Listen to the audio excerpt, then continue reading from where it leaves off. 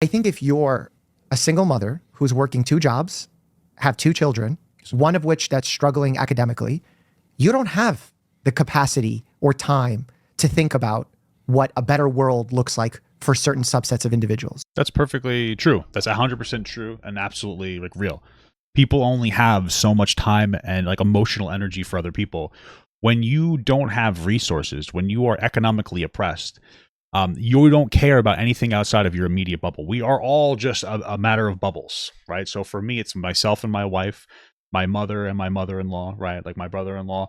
Then you got like your other extended family. Then you have your friends, and then you have like other groups of people, like gay people, trans people, black people, blah blah blah blah blah.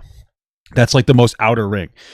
When you've got money and safety and you're provided for, of course you can sit here and really go like, oh, you know what, gay, trans people, black people, like all these different marginalized groups, we should advocate for them. But when you're sitting here and you're working two jobs and you ain't got no man, how the fuck are you going to have time to give a shit about, you know, who's putting what in their ass?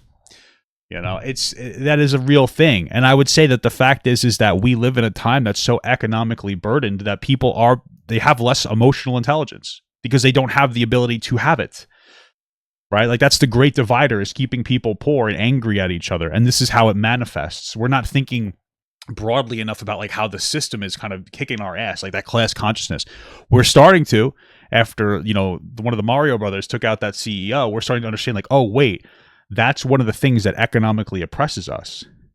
But like the first thing we need to think about really isn't going to be different marginalized group rights. It's going to be like, how do we afford to pay for things happily and comfortably? And then after we meet that, we will see more empathy charged into the system, into individuals. We'll have more empathy for each other.